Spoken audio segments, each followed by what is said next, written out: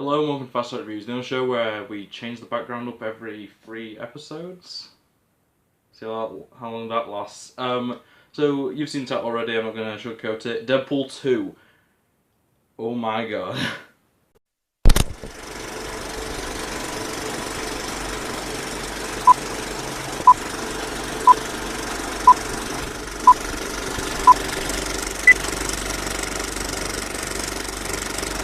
So, first off, spoilers ahead. I'm going to do a quick review right now, just without any spoilers, but I'm going to go into proper spoilers. So, it's a very good comedy movie, it's a very good superhero movie. If you like Deadpool 1, you're going to like Deadpool 2. Just go watch it if you enjoy superhero films or Deadpool 1. That's all I can say. It's a really good film, it's my top 5. Spoilers ahead. So, as always, I'm going to start with the plot, which basically it's Deadpool losing everything again, this time due to the death of his girlfriend. And yeah, they play it off a bit as a joke, but it is like still it's got that like Deadpool seriousness, you know, where it's like, don't take us too seriously, but this is a serious thing. And yeah, I'm fine with that. I don't really care too much. I wasn't too connected with many of the characters that weren't like superheroes in the first one. So it didn't really matter as much to me. I felt Deadpool's pain, but like, it's not something that you feel too connected to, or at least I didn't. And I really liked the first Deadpool movie. It's one of my favourite films of all time, but I didn't feel too much when Deadpool's life fell. It was, I think it is the fact that it's a lot of comedy. It was maybe a little bit too funny.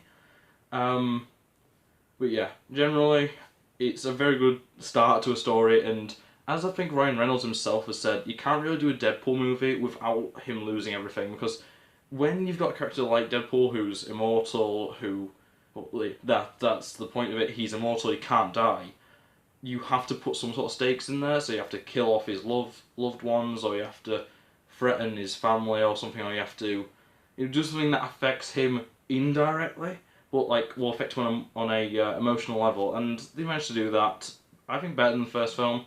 Though the first film, it's kind of odd how they did it. They did it by giving him cancer. That was kind of how they took everything away from him. Heh.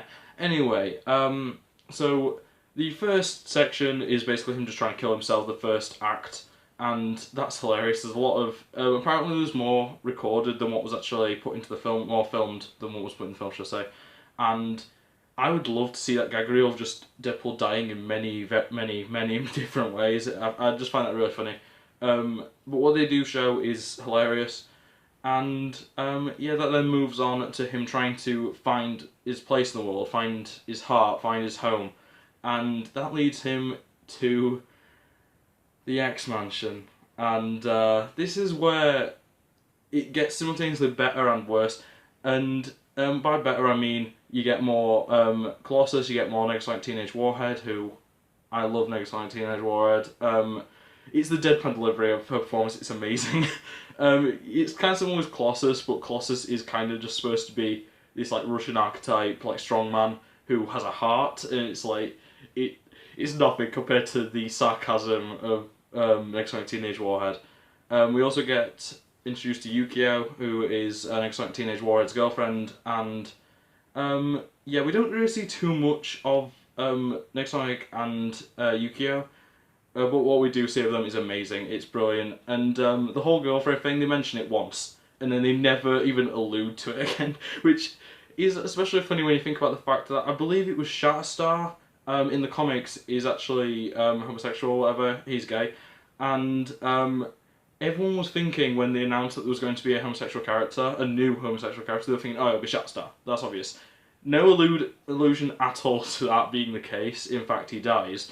But then you throw in Yukio, and it's brilliant. I love everything about the X-Men in this film, especially and as I say, spoilers, and spoilers. We do have a cameo from the younger version of the team, so the version from like Days of Future Past and stuff. So it doesn't work with the timeline, but we don't care at this point, do we? It's just a really funny cameo. We see basically the entire team. We see Quicksilver, we see Beast, we see all of them, Jean Grey.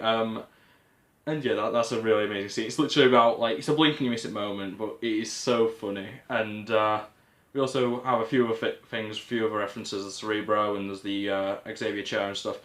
But that all leads to the main like issue, I suppose, which is Russell, aka Fire Fist.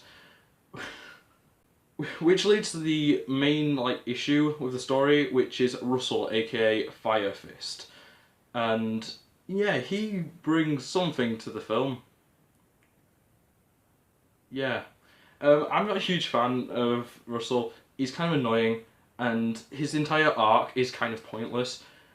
But yeah, it's fine, and it brings us to the main deal, the thing that everyone got excited from Deadpool 1 about, the fact that we have Cable, who is amazing.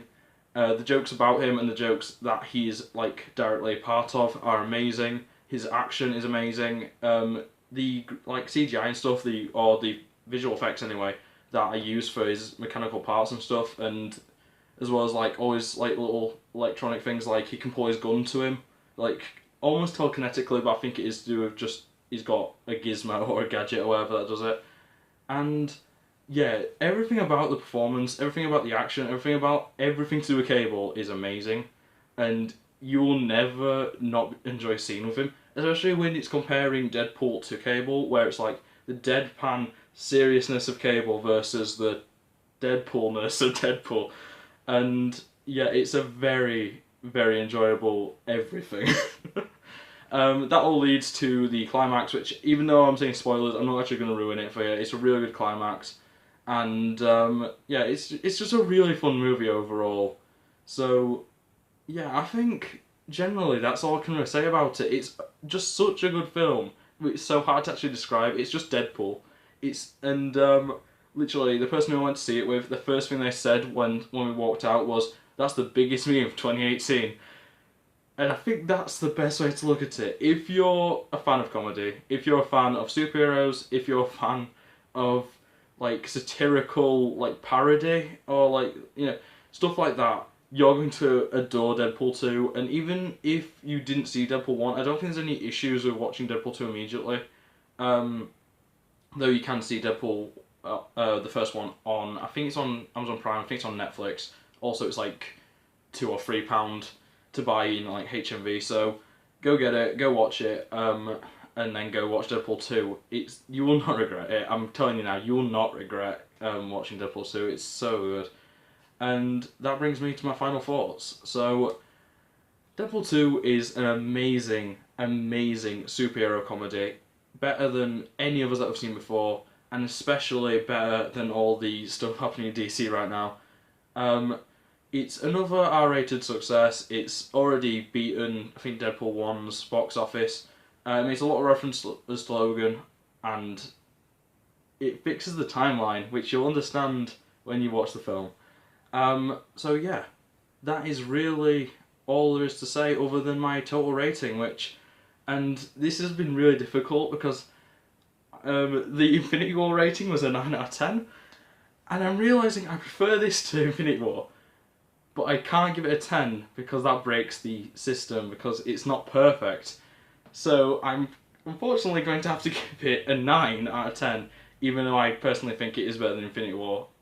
So retroactively, just keep that in mind. I think it's better than Infinity War. That doesn't mean you will, but I love Deadpool so much. In fact, I've got Gwenpool and Venompool, so you know I'm serious. I've also got X-Force somewhere there.